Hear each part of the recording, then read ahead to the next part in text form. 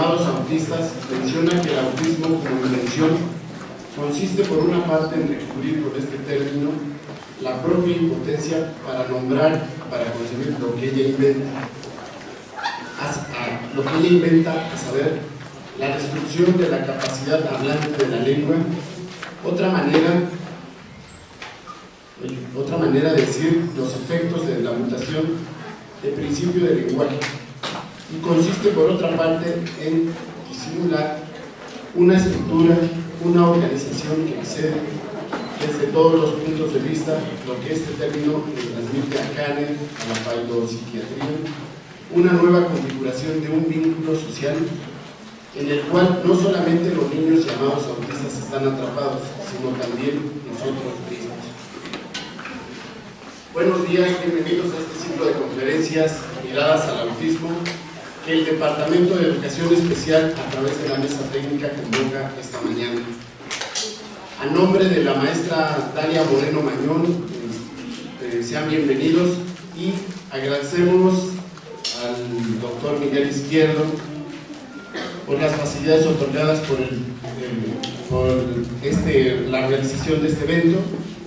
Y bueno, vamos a hacer una modificación por fuerzas de causa mayor. Hay un cambio en el orden de las conferencias que están en el cartel, ya les conocen. Tengo el agrado de presentarles para nuestra siguiente conferencia, que vamos a iniciar con él, al psicólogo Enrique Álvarez Alcántara, catedrático e investigador de diversas instituciones públicas y privadas.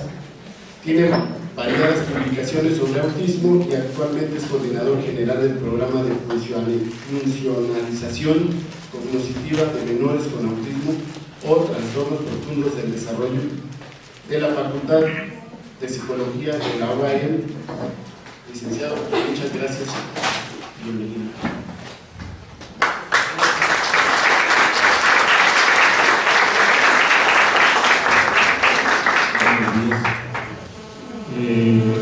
Agradezco en principio la invitación que me hicieron a participar en este evento. El orden de las conferencias era la inversa. Primero el doctor Fructuoso Ayala iba a exponer algunos asuntos relacionados con la fisiología del sueño, particularmente el sueño en autismo. Él ha trabajado realizando investigaciones con los menores que tenemos en el programa de autismo de la UAM. Nos hemos coordinado trabajando diversos aspectos relacionados con el autismo y particularmente le agradezco al doctor Ayala la generosidad de haber invertido el orden, porque el plan tecnológico es más difícil de modificar. Pues yo me tengo que ir de aquí a Jardines del Recuerdo por un deceso de un familiar. Entonces prefiero invertir el orden, echarme el rollo e irme que no venir y ya saben todo lo que arma uno venir. De todas maneras, la muerte es la muerte y llega cuando tiene que llegar, aunque uno no quiera. Entonces, de cualquier manera, agradezco la invitación, agradezco la referencia a hacer el cambio y quiero comenzar sin más rollo. El título es relativamente complicado. Recientemente en España se editó un libro de mi autoría que se llama El autismo, la ausencia del yo. Esta idea del yo es una idea sumamente complicada que por el momento no quiero discutir en términos freudianos, dicho de otra manera, en términos de Freud. Y dije deliberadamente freudianos, no fue un acto fallido, ni fue un error conceptual, simple y claramente fue deliberado. Esta idea del yo es una idea muy antigua, bastante antigua, entonces yo quisiera ir tocando algunos puntos que considero merecen la pena reflexionarse a este respecto. Si pasamos sin más la primera imagen que sigue o diapositiva. De hecho, Alan Sokal y Jan Brigmont son dos profesionales británicos y estadounidenses, un filósofo y un fisiólogo, que se les ocurre hacer una provocación derivable a partir de un trabajo de Jan Brigmont, Ahora la moda está en que para poder hablar frente a un auditorio hay que tener 10 grados de doctor, 20 posgrados, 200 publicaciones, hablar 300 lenguas y ganar menos que un diputado. ¿Sí? Es decir, los requisitos para cualquier profesional de la educación o de la salud son altísimos. Es más, todo el mundo dice que el problema de la educación en México es el sindicato. Cuando el Baster, y yo no soy el vista, por ningún lado, desde siempre he sido de los de escuela por escuela, zona por zona, etcétera, etcétera, etcétera. Sí. Me queda claro que el Baster se lo dejó bien claro a Carlos Loret de Mola. Si la educación está mal en México, es imputable al gastrónomo o gastrólogo o al gastroenterólogo que ahora dirige la SEP y la dirige como si fuera un intestino, porque de educación no sabe nada. ¿Sí? El doctor que ahora es secretario de educación, y ponen de secretario de educación a cualquier imbécil que no sabe de educación. Creo que el último que supo algo se llamaba Porfirio Muñoz Ledo, y antes de él, el poeta que se suicidó, Jaime Torres Bodet. Yo creo que de secretarios de educación decentes, la SEP nunca ha tenido uno, a no ser ellos dos, o alguno que otro como José Vasconcelos, que considero fue el mejor que tuvo este país. De ahí en fuera es bien cómodo decir, es que los trabajadores vean cuánto sacan en los exámenes. Sí, pero ¿quién los forma? La SEP, a través de las normales y las UPNs. Entonces, que no se hagan, ellos son los responsables de cómo está el país, no los trabajadores. Los trabajadores, admito, la jeteamos, y además nos organizamos porque no hay sindicato de niños que defienda a los niños contra los maestros. A mí siempre me llegan niños porque tienen problemas de aprendizaje, pero nunca un maestro porque tenga problemas de enseñanza. Y no creo que no los haya. No creo que no haya maestros que tienen trastornos del comportamiento y la conducta, pero al que llevan esa línea. Y no creo que no haya maestros que requieran Ritalin, Tegretol, Epamil, Paquene, Valium, Clonazepam, Aldol 5 miligramos, pero al que llevan esa línea. Y para normalizar al niño lo tratamos de la manera más anormal. Lo mandamos al psiquiatra, al neurólogo, al psicólogo, al trapecista del lenguaje, al terapeuta físico. Es decir, lo tratamos de la manera más anormal para que se normalice. Digo, me parece que algo estamos haciendo mal, es cierto, pero no somos los responsables de la debacle educativa del país. Que cada quien asuma su responsabilidad y que cada quien autocríticamente diga qué nos corresponde hacer. Pero mientras tengamos esas vacas dirigiendo la educación y al propio centro, digo no son los trabajadores. Creo que merece la pena revisarse muchas cuestiones. Alan Sokal lo que hace, particularmente Virgo, es mandar un artículo publicable en una revista científica estadounidense y se lo publican porque cumple todos los criterios APA, Asociación Psicológica Americana. Y cuando lo publican, él publica otro artículo diciendo que lo que le publicaron fueron puras estupideces, porque él deliberadamente citó autores que no existen, artículos que no existen, con criterios APA y con afirmaciones insostenibles. Lo criticaron y entonces publicó un libro que se llama Imposturas Intelectuales, dedicado a aquellos teóricos que por utilizar términos matemáticos o físicos, voy a mencionar 3 términos que critican. El término de resiliencia es un término físico, que no es equivalente al término psicológico de resiliencia. Yo recuerdo una vez que le dije al doctor Bilbao, si infancia es destino, y mi mamá pidió que me muriera, y me internaron 10 años, ¿por qué no estoy tan neurótico, tan psicótico? Dice, bueno, es que tú eres resiliente, pues eso no resuelve nada. Era así o me hice así. El problema sigue sin resolverse. Un poco la intención de esta presentación y del libro que se publicó en España sobre autismo es luchar contra esas imposturas intelectuales. Si pasan la que sigue, por favor. La que sigue y luego la que sigue. Un poco la idea que perseguimos con esta exposición es no solamente elaborar un modelo explicativo que nos permita plantear qué es el autismo, porque de todas maneras nadie se pone de acuerdo, ni los que hablan sobre autismo o los que hablamos sobre autismo no nos ponemos de acuerdo. Todos creemos tener la razón, por lo tanto uno habla del Evangelio según Lorna Wynne, el Evangelio según Uta Frith, el Evangelio según Michael Ruther, y el Evangelio según una serie de teóricos del psicoanálisis que plantean vertientes sobre el propio autismo. Voy a pretender no manejar el Evangelio según alguna de esas teorías, voy a manejar el Evangelio según el Evangelio. ¿Por qué? Porque el autor del libro soy yo y porque sí difiero con la mayoría de los modelos. Pero voy a tratar de explicar por qué. La segunda cuestión que me parece es que el problema es que aún seguimos cometiendo el error clásico de creer que tratamos una albina trisómica de 21 años, que el término da igual si es para una cucaracha, una rata, un caballo o una persona. El ser humano está olvidado detrás de los conceptos. Ah, sí, hoy operé un apéndice, hoy atendí una cesárea y la persona quién sabe dónde está.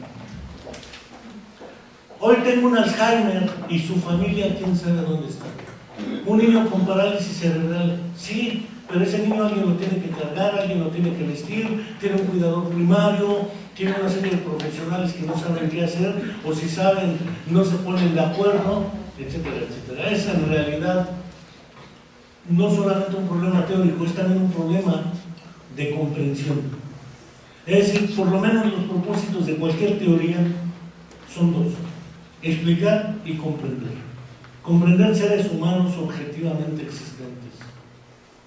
Creo que Hermila Luna Vara acaba de hacer un trabajo que me gustó mucho sobre cuáles son las mejores escuelas y si siguen o no estrategias para ser las mejores. Y dijo, claro que las mejores escuelas son las que siguen estrategias. ¿Cuál estrategia? Excluir a los alumnos que tienen necesidades especiales.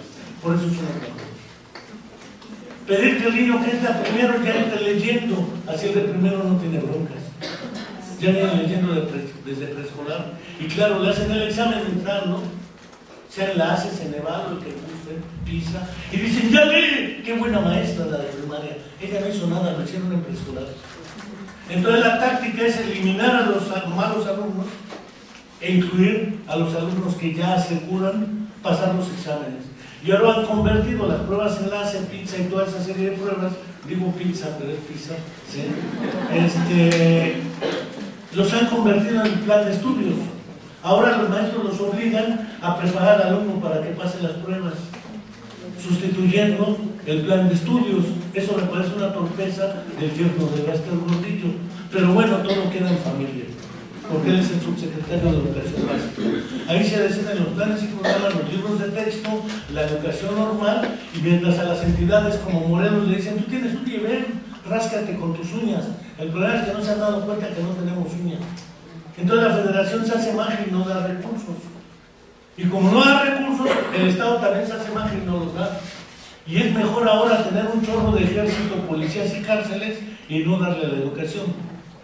¿Para qué? Para tener más de 100,000 muertos en un sexenio. Al presidente de Paraguay, Fernando Lugo, un cacique mató 17, le armaron juicio y lo destituyeron como presidente por 17 muertos. Por más de 100,000, no sé qué le toca a Calderón. Probablemente fusilamiento, ¿sí? Pero creo que tenemos una serie de ideas que han confundido seria y profundamente el papel, la misión y la visión de un sistema educativo como el mexicano. Y porque el de Morelos no es otra cosa que no sea parte del sistema educativo mexicano. Y además la sección sindical de acá es, ustedes la conocen. Sí, la que sigue, por favor.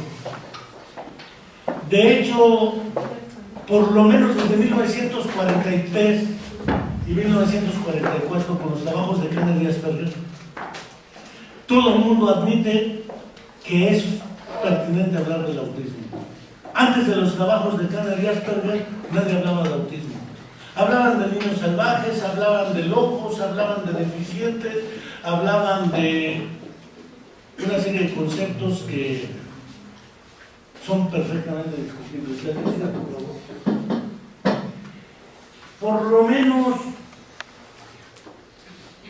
tengo la impresión de que dos fenómenos son los que en un programa de redes de un divulgador de ciencia de muy buen talante español entrevistó a Jutta Fried y le digo, ¿cuál es el problema que tenemos los teóricos para explicar en la realidad? Jutta Fried dijo uno, el autismo. Todavía no sabemos gran cosa del autismo. Y yo agregaría otro, la esquizofrenia.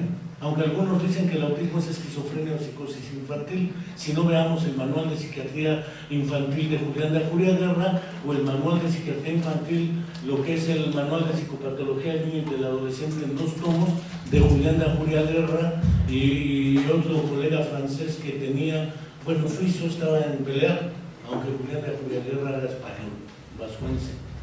Entonces, considero que sobre la esquizofrenia y sobre el autismo es sobre lo que menos se sabe.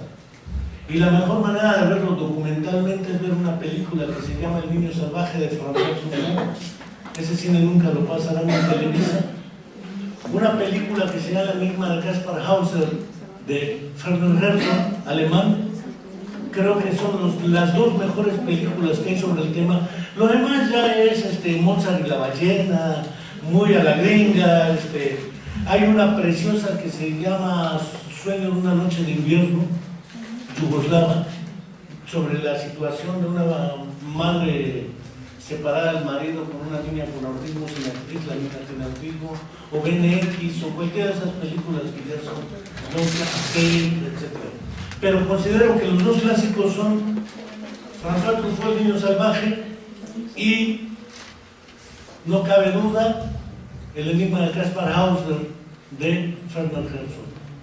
En el libro de Jutta Fried que se llama El autismo, el enigma, viene la referencia a ambos casos. En el de Lorna Wing también vienen a ambos casos. Pero las mejores versiones del caso del salvaje del Aveyrón, así se le conoció Víctor del Aveyrón, hay un libro que se llama Naturaleza Humana y Educación de Alberto Leónidas Merani, editorial Grijalvo, México DF. Y el apéndice es el informe completo que hizo Janitar en la atención del niño del Aveyrón. Es una traducción de Susana Merani de buen talante. Hay otra versión española que se llama El salvaje del Aveyrón, creo que vale la pena. Y hay una argentina que se llama Psiquiatría y Pedagogía del Iluminismo Tardío. Cualquiera de las 3 versiones trae las viejas discusiones sobre el tema. Creo que vale la pena. Entonces, pese a que con Kanner y Asperger era pediatra, Kanner era psiquiatra, se empieza a hablar del autismo de una manera más seria y formal. Antes era mucho mito, mucha fantasía y muchas discusiones que merecen ser revisadas. La que sigue, por favor. De hecho, yo quiero creer que por lo menos revisé un trabajo del 2012, marzo, muy reciente, de la Asociación Psicoanalítica Lacaniana de España. Y ellos siguen sosteniendo que el niño se está peleando con su propio cuerpo, por eso es autista. Tengo la impresión de que no sé de dónde sacan las peleas del niño con su cuerpo. Hay un trabajo de Frieda von Reichmann de 1935, anterior a Kanner y Asperger, donde dice que en realidad es la manda esquizofrenogénica la que provoca la esquizofrenogénesis en el sujeto esquizofrénico. Es decir, la manda es esquizofrenogénica. Es una teoría misógina, además, porque desde Freud el responsable de todos los males de la humanidad es la mujer. Es la madre particularmente. Y una madre en Bruno Bettelheim es la que provoca el autismo o la retirada autista. Una madre en Melanie Klein, con su pecho malo, es la que provoca el autismo. Es decir, las teorías psicoanalíticas por lo menos tienen 3 defectos. Defecto 1, son misóginas. Defecto 2, no demuestran que la mujer o la madre sea la responsable. ¿Por qué no el padre o el varón? ¿Por qué tiene que ser la mujer? No hay argumentos que no sean sólidos, demostrables y sustentables a lo largo del tiempo de tal afirmación. Y son culpígenas, porque casi todas las madres de autismo que hemos entrevistado en el programa, y he entrevistado a más de 45, todas llegan a la conclusión de que ellas tienen la culpa de que su familia tenga ese dilema. Y me parece lamentable que una teoría y una práctica se dediquen a generar culpas cuando el problema es buscar soluciones. no encontrar culpables. Eso se lo dejamos a la PGR, que tampoco lo sabe hacer. Nuestra teoría, nuestra función no es inventar culpas y responsabilidades, es encontrar soluciones. La que sigue, por favor. De hecho, la que sigue. Sígale, hasta ahí. Yo tengo la impresión de que el autismo es un síndrome neuropsicológico. Voy a decir por qué, no solamente voy a decir que es un síndrome neuropsicológico que es el responsable de los 3 rasgos fundamentales del autismo. El otro problema es cómo se diagnostica el autismo y deriva de este tipo de definiciones. Cuando tengo un niño enfrente, algunos dicen, te mira a los ojos. Yo nunca miro a los ojos cuando hablo con la gente. De por sí ni veo, y lo siento. Entonces, en realidad, como signo del autismo, la mirada a los ojos me parece insustentable. Son 3 los rasgos en los que han coincidido prácticamente todos los teóricos, clínicos y pedagogos del autismo. Primero, es un niño que tiene serias dificultades, o niña, no importa, pero son al 3 por 1, son más varones que damas. ¿Sí? Serias dificultades de relación social. Es decir, el niño tiene serias dificultades para establecer vínculos con sus semejantes o con las cosas. Da lo mismo, a las personas las trata como cosas y a las cosas las trata de manera distinta como las trata cualquier niño. Pensemos en el juego. El juego es un fenómeno psicológico relativamente complejo. Por lo menos el juego puede ser analizado desde 3 niveles de análisis. Primer nivel de análisis, el carácter simbólico del juego. Con el juego el niño representa lo real. 2, el carácter individual o colectivo del juego. No es lo mismo jugar solo con el juguete que jugar un juego de reglas y roles con otros. Y tercero, la estructura del juguete, porque el juguete tiene reglas de uso. No es lo mismo jugar con una canica que jugar con un trompo. Y jugar a las canicas implica reglas, no solamente implica robar la canica. Yo siempre fui medio torpe para las canicas, tiraba la uñita. Para el yoyo y el trompo fui malérrimo. Y no se diga para el valero, pero tienen reglas. El acto de meter el valero en el palito no es el problema del juego del valero. Es cuántos puntos se hacen, y jugar puntos implica ganarle al otro, y ganarle al otro implica tener en mi cabeza la representación de que el otro también me quiere ganar. Por lo tanto, yo tengo la creencia de que el otro tiene la creencia de que soy más torpe que él. Es un juego de atribución psicológica, de intenciones y de representaciones mentales, o dirían los teóricos de teoría de la mente, Angel Rivière, Uta Free y otros, a la Leslie, Baron Cohen, etc. Sería como tener una teoría de la mente que nos permite reconocer que el compañero cree que yo creo que ustedes no están creyendo en lo que yo digo. No importa si es falso o verdadero. Como que yo lo crea, con base en eso regulo mi actividad. Una chica se da cuenta cuando alguien la pica con ella, soltera o casada, trabajas o estudias. Es una misma pregunta, nos falta creatividad a los jóvenes.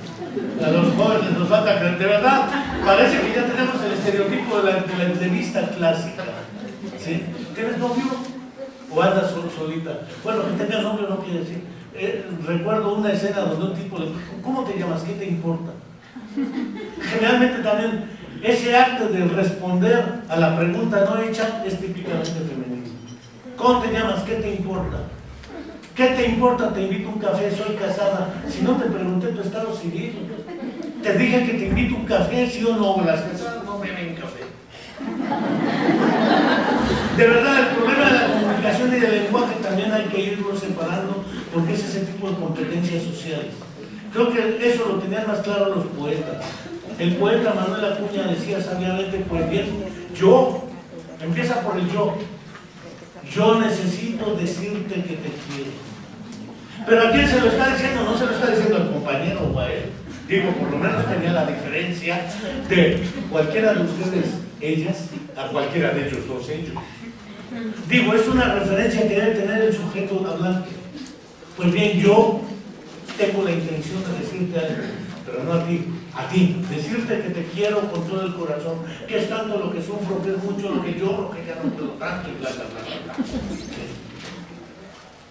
Me gustas cuando callas porque estás como ausente y me oyes desde lejos y mi voz no te toca. El poeta tiene claro que hay un interlocutor ausente, pero es seguro que si yo estoy hablando como lo estoy haciendo en este instante con el auditorio vacío y cualquiera me ve de fuera, va a decir, este pinche loco, ¿de dónde lo sacaron? Es decir, no es usual que alguien hable como si hubiera una serie de interlocutores sin que los haya. Es decir, el acto de habla es una competencia también social, no solamente una competencia de hablante. Ferdinand de Saussure tenía muy claro en su curso de lingüística general la diferencia entre el significante y el significado. El significante puede variar. No voy a echar el tiro de psicomunicación total, lengua de señas, esos tiros ya los eché con Boris Friedman y con...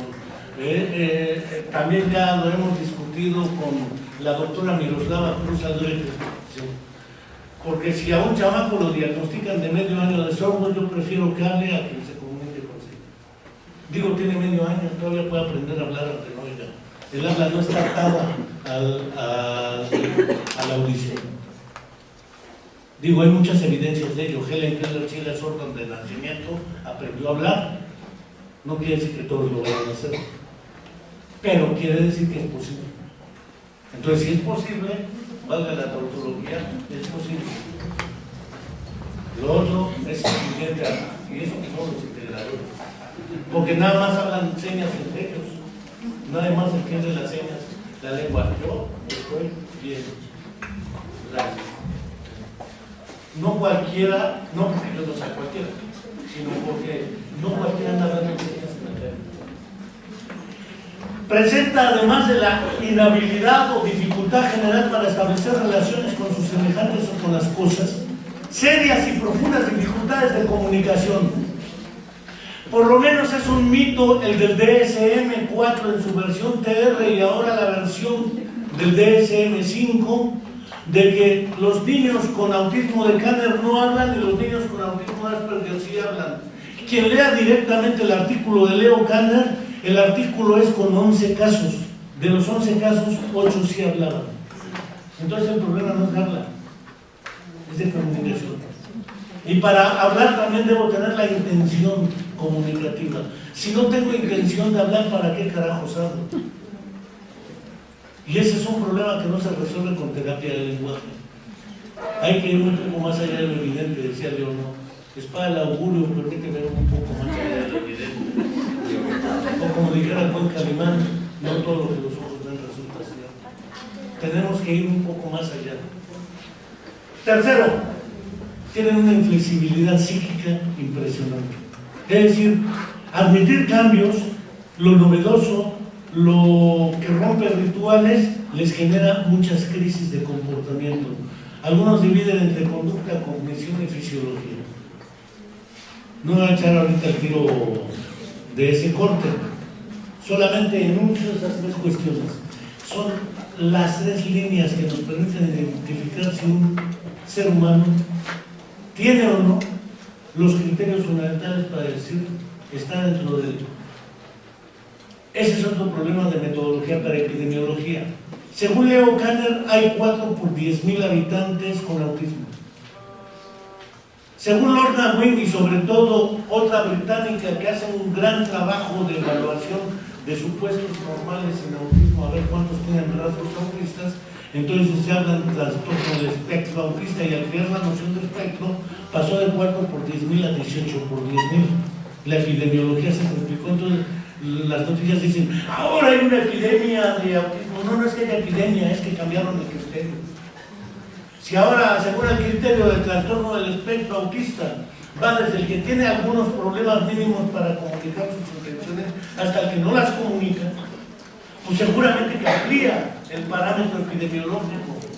Pero no sé si el concepto, o más bien si lo sé, el concepto de trastorno del espectro autista no es un concepto sindromológico, es un concepto epidemiológico. ¿Cuál es la diferencia entre un concepto sindromológico y uno epidemiológico? El sindromológico define el síndrome independientemente de cuántos haya. Mientras que el epidemiológico lo que pretende explicar es cuántos hay en una población determinada. Si México, decían, la Organización Mundial de la Salud dice que hay 10% de personas con discapacidad en el mundo. Bueno, sí, pero supongo que no es lo mismo el estado de Guerrero y la montaña de Guerrero que el estado de Nuevo León. Entonces debo suponer que el número de personas con discapacidad en la montaña de Guerrero y en el estado de Nuevo León, en Monterrey, debe ser diferente. Resulta que me voy a vivir un año íntegro a la montaña de Guerrero, hago un estudio en un municipio con 60 localidades y descubro que es menor al 10% el número de personas con discapacidad. Menor. ¿Por qué? Porque la tasa de mortalidad es más alta. Esos son los que se mueren en los lugares no miserables. Entonces no tienen tiempo ni de ser discapacitados, se mueren. Entonces la pobreza extrema resulta que reduce la discapacidad y dicen, ya ven, tenemos menos discapacitados. Sí, porque se mueren. Porque la más alta tasa de mortalidad materna en parto, que ya no debiera existir, es la de Guerrero, en América Latina, incluyendo Haití y Bolivia. La de la montaña de Guerrero. Todavía se mueren chamacas de 12 años porque no alcanzaron a llegar a un hospital de parto, ni hay hospitales de todas maneras. Hay los básicos comunitarios y no alcanzan para toda la población y las carreteras están asquerosas. Entonces el problema es que se mueren. En efecto, la epidemiología es más complicada de lo que pasa. No voy a echar ahorita el tiro de cuántos hay en México, pero por lo menos en ese lugar había como el 6 punto y algo de personas con discapacidad, y la mayoría mayores de 50 años. Es decir, eventos cerebrovasculares, traumatismos craneoencefálicos, baleados, macheteados, etc. Pero en verdad que los hubiera, síndrome de Down, no alcanzan a vivir los 3 meses de edad. Parálisis cerebral, se mueren. Ciegos sí hay, pero les digo, hay pocos, pero son los que no. Ese tipo de problema no es causa de mortalidad. Ahora bien, el otro problema es a qué se deben esas 3 causas. Si una familia con 2 o 3 hijos tiene la misma madre esquizofrenogénica, ¿por qué uno sí es autista y los otros no? Teniendo la misma madre esquizofrenogénica. Habiendo nacido en el mismo hospital, porque una madre, si tiene gemelos, por ejemplo, no tiene uno en un hospital y sale corriendo al otro para empezar a hacer diferencias entre un niño y otro. No, nacen en el mismo hospital, tienen la misma madre, madreante, el mismo padre, los mismos hermanos, los meten a la misma escuela, los visten igual y les llaman igual, Juan Luis y Juan Pedro. Grita Juan y importa. El problema de la identidad. Entonces tengamos claro, según considero, que el problema es más complicado de lo que parece. Y la causalidad es neurobiológica, no me cabe duda. Por lo menos epidemiológicamente se ha demostrado que si un gemelo es autista, en más del 90% el otro gemelo también lo es. Si son hermanos, si uno es autista, es probable que por lo menos un 40% de probabilidad de alguno de los otros hermanos sea autista. Si son primos de primera línea, va disminuyendo la proporción porcentual, pero parece ser que hay componentes genéticos. El otro problema del DSM-4 en su versión TR o en su versión 5, todavía no sale, pero ya han empezado a publicar apartados de la versión, sale en el 13 del DSM, es que dice, tienen problemas profundos o importantes de comunicación. ¿Según quién son importantes? Es decir, el DSM pretende ser objetivo y se vuelve bien subjetivo. Tiene problemas persistentes de movimientos, pues también los tiene el atetóxico, está todo el tiempo así. Y más si es espástico atetóxico, porque entonces se pone todo. En realidad, las descripciones que hace el DSM-4 y ahora el DSM-5 son asquerosas. La primera recomendación, no se use la versión ATA. Aunque por norma oficial mexicana de salud, en México se utiliza, pero la SEP no se gobierna por salud. Se gobierna por otras cosas que se llaman acuerdos secretariales, no normas oficiales mexicanas. Pero es un problema de los que dirigen educación. Se dejan subordinar por los que dirigen salud. Por eso tenemos un secretario de educación que era secretario de salud. Y que salud también estaba igual de mal que educación. forma programada. Creo que ese mapa conceptual es mucho más preciso que el rollo. Si aparecen esos tres rasgos, seguramente la persona cabrá dentro del esquema espectro autista. Lo demás son diferencias entre todos y cada uno de ellos. Pero de a fortiori deben presentar esos tres rasgos. La que sigue, por favor.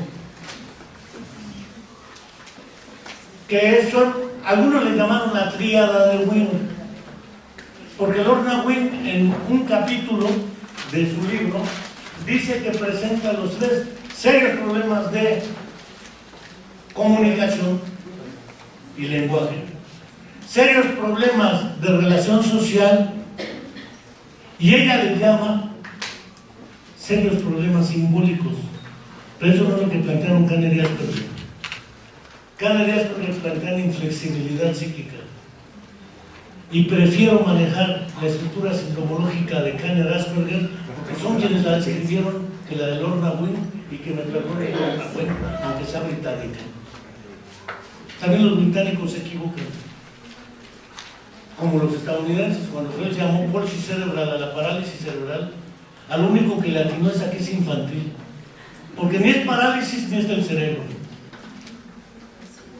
Los franceses le llegaron a poner IMOC, incapacidad motriz de origen cerebral, que es un poco más, pero ahí cabe el Parkinson, cabe un chorro de cosas. Entonces también era impreciso IMOC. Lo que se nos hizo fácil decir, pues ya vemos el trastorno neuromotor, y que nos hacen caso. Ahora no estoy seguro que haya sido el mejor nombre, pero pues uno también se equivoca. Entonces de nombre se trata, cualquier nombre es bueno. Pero esta tríada presenta un problema. La que sigue, por favor. ¿Qué fue primero, el huevo o la gallina? Me voy a explicar por qué. Según el psicoanálisis o la psiquiatría, el autismo tiene una serie de causas que por lo menos en ambas versiones es una enfermedad a tratar. 2, tiene una etiología psicógena, en el caso del psicoanálisis, o incognoscible, según la psiquiatría. Para el psiquiatra es mejor darle un Aldol y se acabó el problema. Y ven a verme dentro de un mes, va a mejorar el niño. Y si uno le pregunta, a ver, ¿en qué va a mejorar el Aldol? La estructura del pensamiento del niño. Ni idea. Ni idea. Dicen, le va a ayudar en el aprendizaje del Ritalin. A ver, le va a ayudar en el aprendizaje de las ciencias exactas o de la historia. A ver, ¿qué sector de poblaciones de neuronas tiene que ver con las nociones de historia y de sociedad? Ni idea tienen, pero recetan algo. Chintones son. 3, en la psicoanalítica los orígenes psicológicos derivan de las relaciones primarias entre la madre y su hijo. Por eso ni psiquiatría ni psicoanálisis. La que sigue, por favor. Es una alteración secundaria que se asocia a la esquizofrenogénesis de la madre esquizofrenogénica. Atentamente, Frida von Reichmann. O Melanie Klein. O Bruno Bettelheim. No importa, para el caso es lo mismo. En la psiquiátrica el trastorno deriva de una causa desconocida. ¿Quién sabe? Su cerebro debe andar mal. Pues me parece buena conclusión. De naturaleza probablemente biológica, es un síntoma de la esquizofrenia. Por lo tanto, es una psicosis infantil. El autismo como tal, enfermedad, es portado por un sujeto individual. El que debe ser tratado es el sujeto individual, y en consecuencia se pierde la visión sistémico o sistémica del problema. En realidad yo he visto más dañados que a los niños, a las madres y a sus familiares. ¿Por qué? Porque el niño ni se entera. Un día llega una niña y nos dice, ¡ay, se acaba de morir mi abuelita! Toda sonriendo. Es decir, da el mensaje verdadero, pero su expresión facial no corresponde ni con las experiencias sociales, emocionales, afectivas que debieran corresponder. O de pronto, porque existe el video, salió de BYM, jugar a las escondidas es un dilema, no atribuyen que el otro atribuye. Entonces le decimos, a ver, Ari, vamos a jugar a las escondidas. Sí, cómo no, vamos a esconder el cinturón, va y lo esconde y regresa. ¿Dónde está el cinturón? En el mango. O chingados, se trata de que no lo descubran. O son muy literales. Hubo un caso muy documentado de un tipo que su mamá le dijo no me vuelvas a hablar, llevaba 4 meses sin hablarle a la señora. La señora llevó al psiquiatra, al famoso autista, y el psiquiatra pregunta ¿por qué será la situación? Y responde el autista espontáneamente, porque es un error lógico de mi mamá. Ella me dijo nunca, no me dijo por cuánto tiempo. Si me dice por 1 hora es 1 hora. Si torpe no soy, la torpe es ella. Esa literalidad. A la niña le decíamos, lloró tanto que los ojos se le cayeron y volvió a buscar los ojos. Espérate, no se le cayeron. Metáforas. El deíctico. Tocaron la puerta y abrió. ¿Quién tocó? ¿Quién abrió? Deixis del corte. Hans prometió a Ana quedarse. Si Hans prometió a Ana quedarse, yo debo inferir que Ana está de rogona. Anda, quédate, sí, prométeme que te vas a quedar. Y Hans no tiene otra, está bien, te prometo que me quedo. Hans sugirió a Ana quedarse.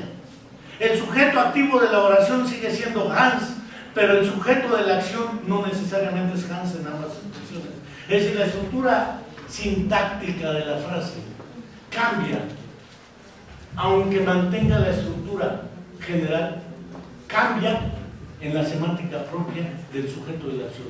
Si Hans sugiere a quedarse, es Hans el que dice, anda, quédate, te conviene, mira, te sugiero. Entonces, ya el sujeto, entender ese tipo de expresiones son bien difíciles porque en la deixis no hay sujeto activo. En la deixis hay un sujeto implícito. Eso, entenderlo por los chamacos con autismo, es un dilema, aunque hablen. Tenemos otro que dice, a ver, ¿quién es, o de quién es, por decir algo, Madrid? Yo, pues de España. Y le digo, ¿de quién es Addis Abeba? Nomás por joderlo. Y me dice el país, el tipo es una biblioteca andando de capitales y países. Y si cambia de un día para otro el país, porque se cambia de nombre, se lo sabe. Eso sí, habla divino el tipo, pero no hace otra cosa más que eso. Es decir, tiene una habilidad muy centrada en una tarea, pero lo demás está muerto y liquidado. Eso no se explica solamente con, es que tiene una enfermedad. Es más complejo que ello. Si pasamos la que sigue, por favor. El autismo debe ser eliminado como rasgo anormal. Cualquiera que sea cristiano o creyente podrá leer desde el segundo libro de la Biblia. Léase Éxodo. Porque yo sí la leí, no como Enrique Peña Nieto. Que la Biblia le iba a preguntar a ver cuáles son los 5 primeros libros de la Biblia o Pentateuco, cabrón. ¿Cuáles leíste del Pentateuco? No, era mucha medicina para tan poca gaviota. Que todavía la hija le dijo, ay, bola de proles, ¿cómo joden a mi papá? Pues con esas torpezas, ¿cómo no le vamos a pegar hasta por debajo de la lengua, no? Sí la leí en el Éxodo, es muy curioso. ¿Cómo Moisés logra con la serpiente clavada en el desierto? Porque la huida es por el desierto primero. Aquel que se ha mordido por una serpiente y voltea a ver a la serpiente de plata clavada y no hará efecto el veneno. El efecto de la fe sobre la enfermedad y la intoxicación. Pero lo mejor son los evangelios, no importa si es Lucas, Mateo, Marcos o Juan. De pronto llega Jesús, agarra al ciego y le dice, ven que te limpie los ojos y acostúmbrate ya al resplandor de la luz. Como decía Walt Whitman en uno de sus clásicos. Para que sea aceptado en la comunidad, el ciego debe dejar de ser ciego. Y para que alguien crea en Dios, a través de ese, Dios manda su mensaje. Hazlo ver, porque el que no ve está mal. El endemoniado, haz que los demonios salgan y se avienten como una piara de cerdos a los fondos del barranco. El paralítico se levantó y llevó en sus espaldas la camilla. Y Jairo le dijo, maestro, no tienes que ir a mi casa, basta con que toque tu manto y mi hija resucitará. Y llega, y ¿dónde estaba la hija? No andaba muerta, andaba parranda. Se levantó. Resucitan al muerto porque el muerto es despreciable. Al ciego lo hacen ver porque es despreciable. Al paralítico lo hacen caminar porque es despreciable. Y además al leproso le quitan la lepra porque la lepra es despreciable. El primer centro de reclusión no se llamó CAM, Centro de Atención Múltiple. Se llamó leprosario. Cualquiera ve el manto sagrado o Ben Hur y en los leprosarios paraban los leprosos. Cualquiera que lea el ensayo, por ejemplo, la historia de la locura, se dará cuenta que después esos leprosarios fueron convertidos en sifilitarios. A todos los sifilíticos los encerraban ahí. Qué curioso, las dos epidemias más masivas que han preocupado a la humanidad han sido la sífilis y el SIDA. No sé por qué, será porque tiene connotaciones sexuales y morales. Porque hay otras que matan más, la malaria, por ejemplo. Pero esa no importa, matan negros y africanos. Esos no cuentan en el mundo. Claro que no. Y el hambre mata más. Y las guerras matan más, pero esas no importan. A esas no hay de qué preocuparnos. El problema es gordo porque efectivamente el que tenía un defecto debía ser quitado de dicho defecto. Los espartanos los tiraban en el monte del Tágeto y los mataban. Entonces no hay problema.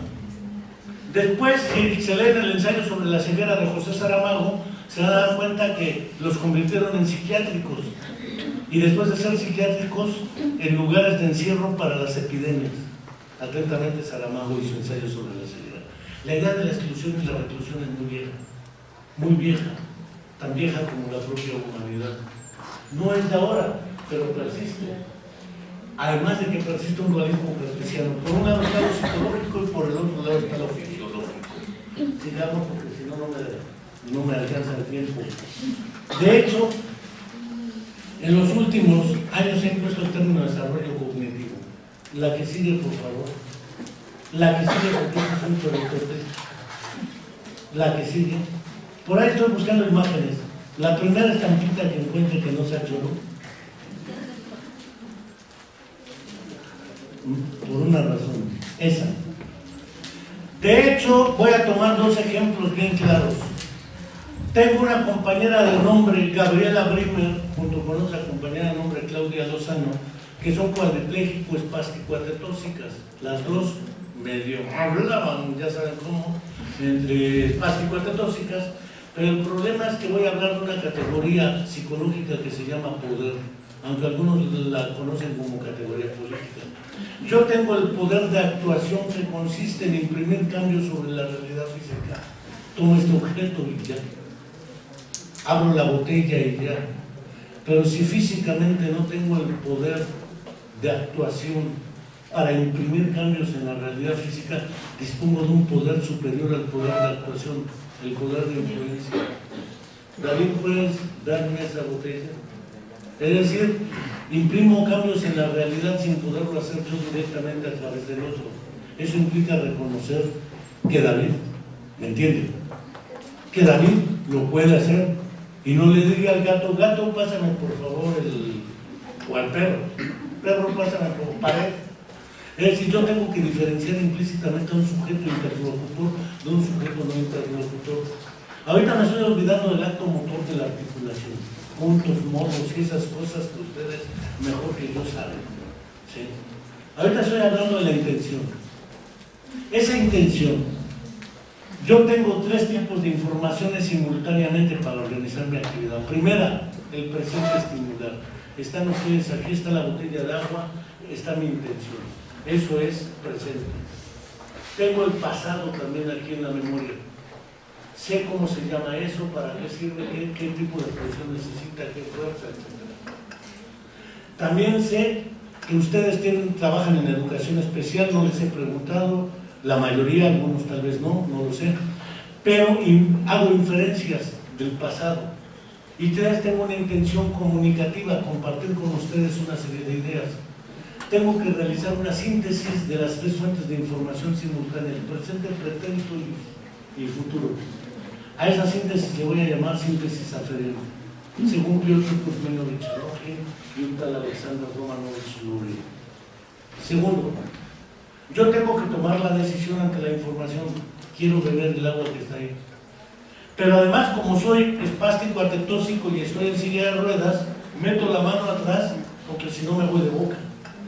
No tengo el tono suficiente y el equilibrio suficiente dorsal como para sostener la postura y no irme de boca. Algunos suelen amarrar a la silla al paciente, ¿sí?, para mantener la postura. Realizo una compensación postural con la mano derecha. Y si de todas maneras fuera del lado intermedia, la realizaría con ambas manos, suponiendo que las pudiera usar. Ahora pídame que agarre la botella. De tarugo les hago caso. ¿Por qué no les hago caso? Porque me voy de boca.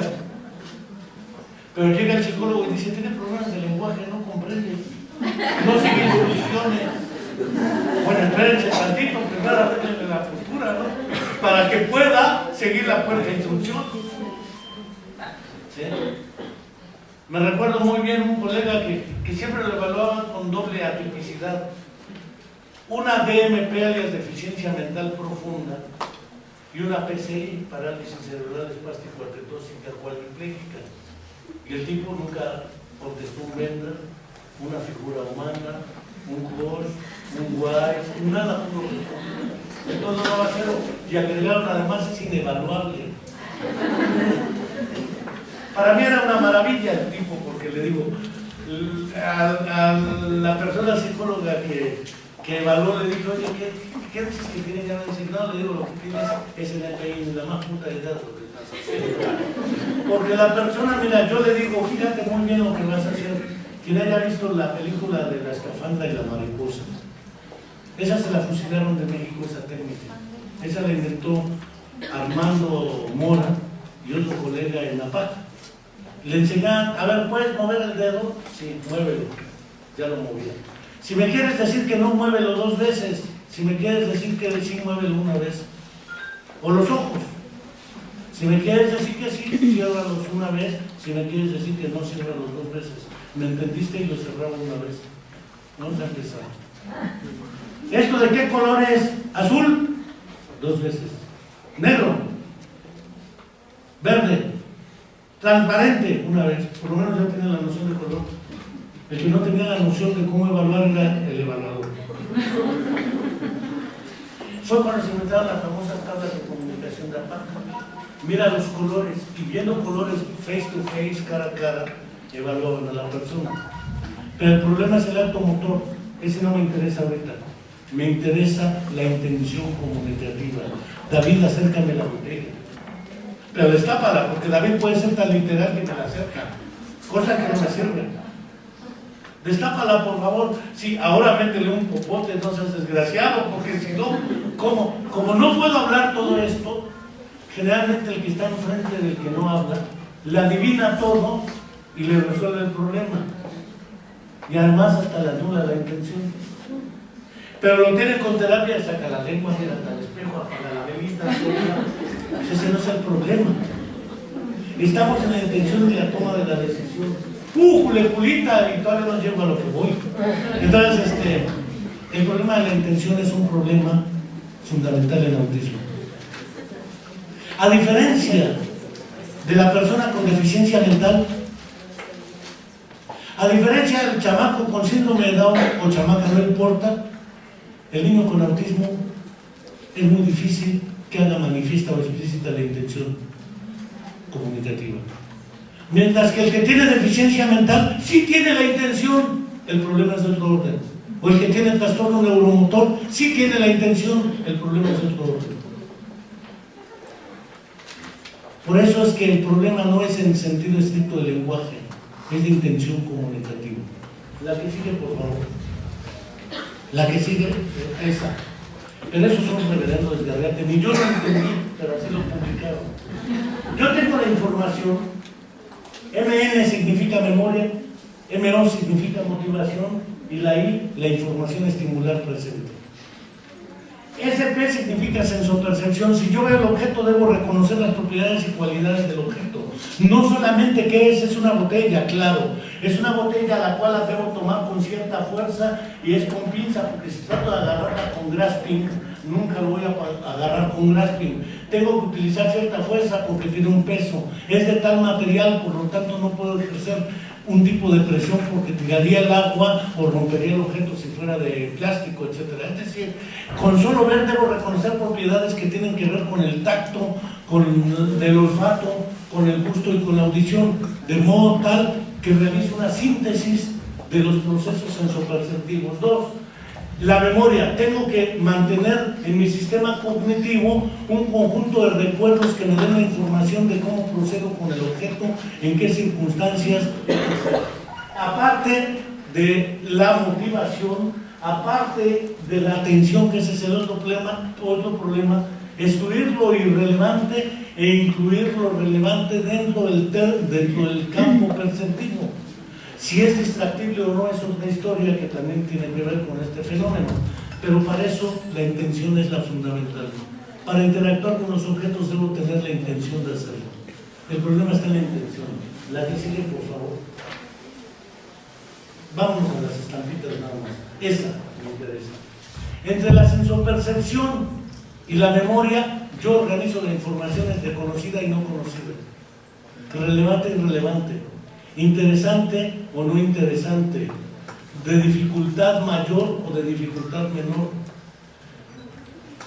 qué sé yo. Es decir, la única posibilidad de entender el funcionamiento de la memoria es entender un proceso que hay antes de la memoria.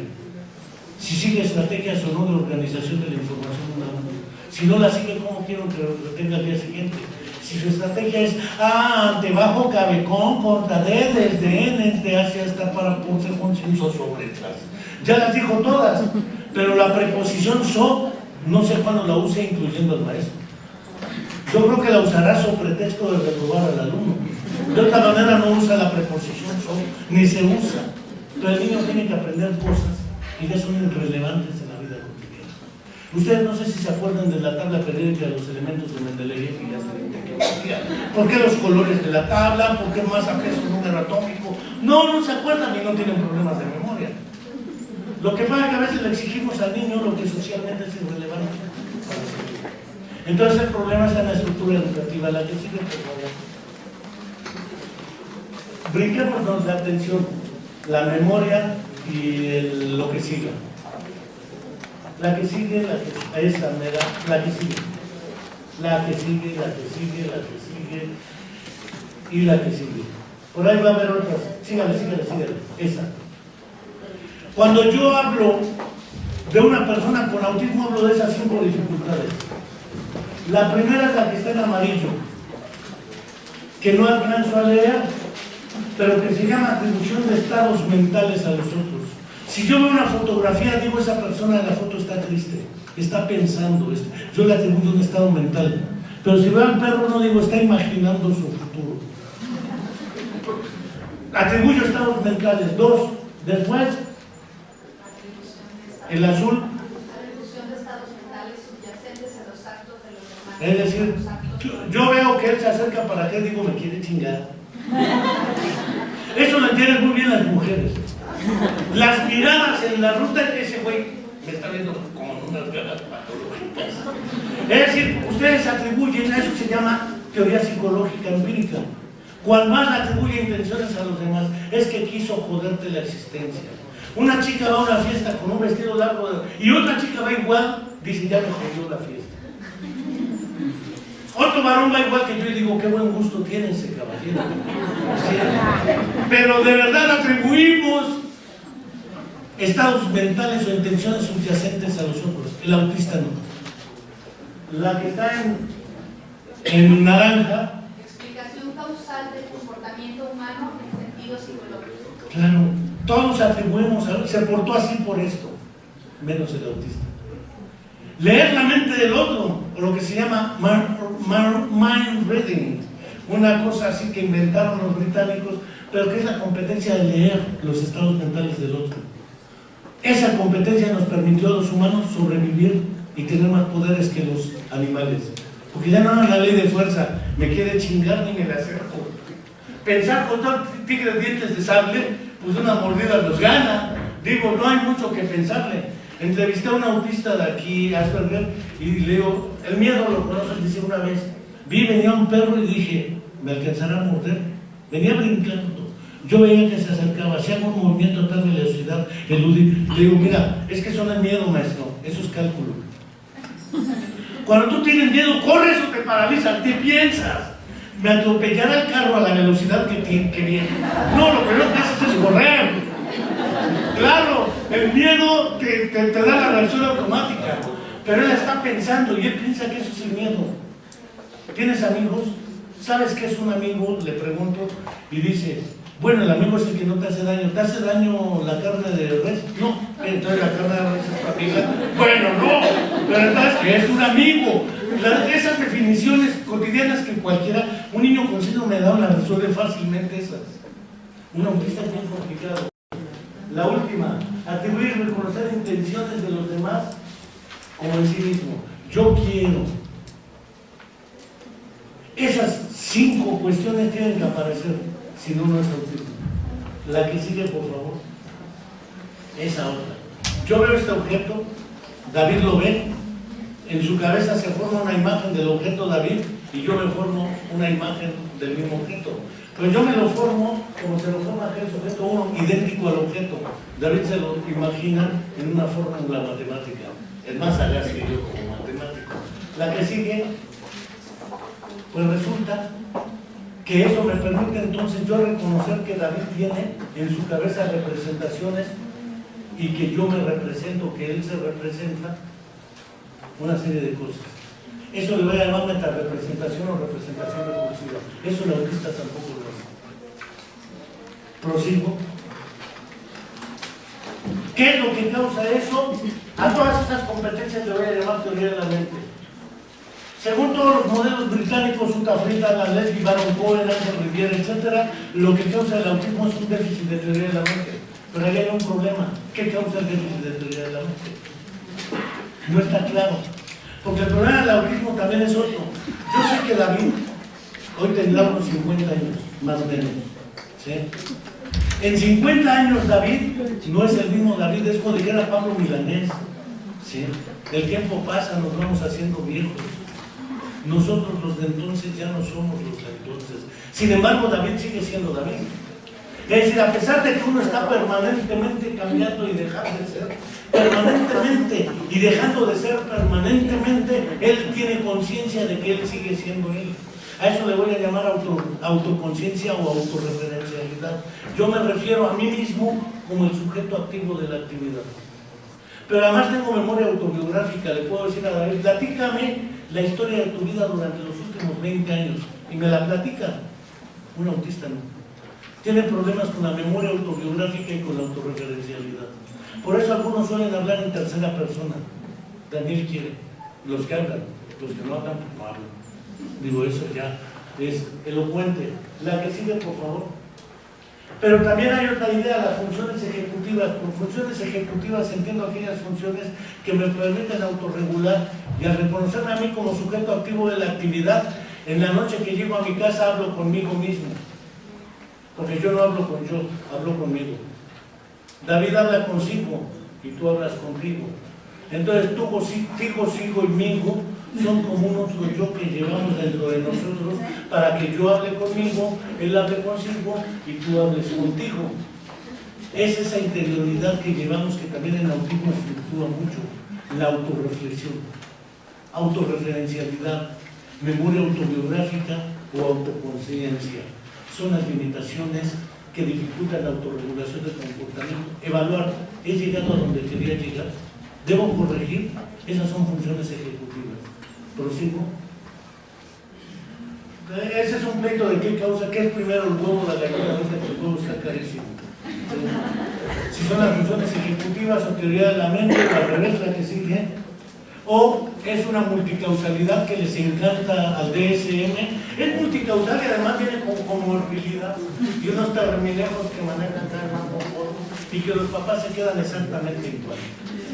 La que sigue, por favor. Me interesa la última. La última. Nos dedicamos a ese cerebro. La que sigue, la que sigue, la que sigue, la que sigue es su causalidad. Es otra. Esa mera. En esencia, si yo hablo del autismo, me voy a salir de la tríada de Lord-Wing o la tríada Kenner-Asperger. En realidad, lo que permite saber que David es David o la compañera que está pasando las diapositivas, ¿cuál es su nombre? Laura. O Laura es Laura, es que Laura puede referirse a Laura misma. Mientras que Daniel dice, yo soy Daniel, ¿por qué? Porque no eres Pedro. Soy Daniel. No es lo mismo el nombre que saber uno mismo. Autorreferencialidad, una actitud intencional, un sentido de pertenencia, yo me pertenezco a mí mismo. Han llegado a terapia personas que me dicen, es que no sé quién soy, quiero saber. Pues eso el autista ni idea tiene de eso. Eso de que vive en la soledad es muy castrante. El autista está, por lo menos, si no está infeliz, no le preocupa esa soledad es el que ve, es el ojo del observador, ¿sí? Es el sentido de pertenencia al grupo. Todas las mamás me dicen, a mí me daba miedo que mi hijo se fuera con cualquiera, yo se lo daba y no diferenciaba mis brazos de otros brazos. Y eso ya calienta el sentido de maternidad.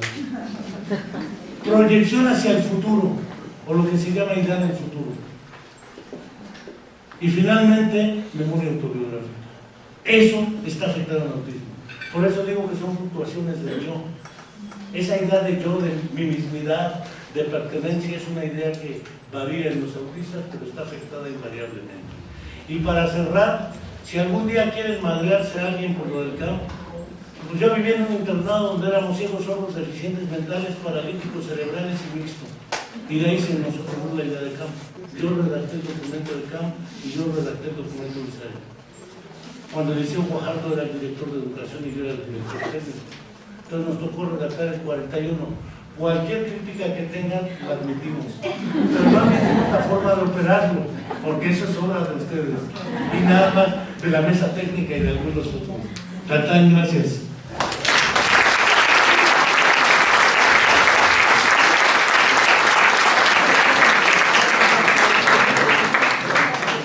Bueno, pasamos a la parte de las preguntas. Si alguien quiere participar preguntando, comentarios.